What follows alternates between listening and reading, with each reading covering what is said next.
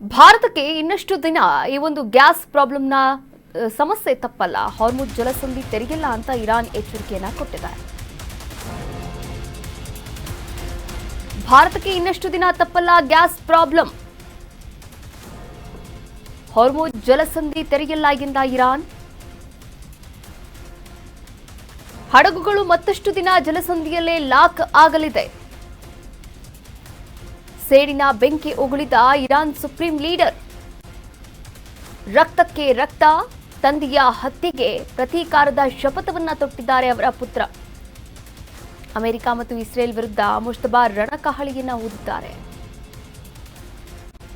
ಈಗಾಗಲೇ ಇಡೀ ದೇಶದಾದ್ಯಂತ ಈ ಒಂದು ಕಮರ್ಷಿಯಲ್ ಗ್ಯಾಸ್ನ ಸಮಸ್ಯೆಯನ್ನ ಎದುರಿಸ್ತಾ ಇದ್ದಾರೆ. ಹಲವಾರು ರಾಜ್ಯಗಳಲ್ಲಿ, ಇಡೀ ದೇಶದಾದ್ಯಂತ ಅಂತಾನೆ ಹೇಳ್ಬೋದು. ಹಾರ್ಮುಜ್ ಜಲಸಂಧಿಯಿಂದ ಬರಬೇಕಾದಂತಹ ಹಡಗುಗಳು ಅಲ್ಲೇ ಲಾಕ್ ಆಗಿರುವಂಥದ್ದು, ಮತ್ತಷ್ಟು ದಿನ ಕೂಡ ಲಾಕ್ ಆಗಲಿದೆ ಎನ್ನುವಂತಹ ಮಾಹಿತಿ ಕೂಡ ಲಭ್ಯವಾಗ್ತಾ ಇದೆ. ನಿನ್ನೆ ಅಷ್ಟೇ ಒಂದು ಹಡಗು ಬಂದಿರುವಂಥದ್ದು. ಈಗ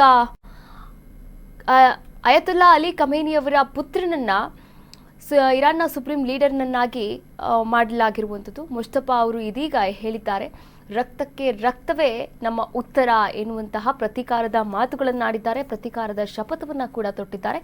ಈ ಮೂಲಕ ಅಮೆರಿಕ ಮತ್ತು ಇಸ್ರೇಲ್ ವಿರುದ್ಧ ಮುಷ್ತಾಬ್ ಮತ್ತೆ ರಣಕಹಳಿಯನ್ನ ಓದಿರುವಂಥದ್ದು. ಒಟ್ಟಾರೆಯಾಗಿ ಇಲ್ಲಿ ಗಮನಿಸ್ತಾ ಹೋಗೋದಾದ್ರೆ ಭಾರತಕ್ಕೂ ಕೂಡ ಈ ಮಧ್ಯಪ್ರಾಚ್ಯಗಳ ದೇಶದ ಒಂದು ಯುದ್ಧದ ಪರಿಣಾಮ ಬಿಸಿ ತಡ್ತಾ ಇರುವಂಥದ್ದು ಭಾರತಕ್ಕೂ ಕೂಡ.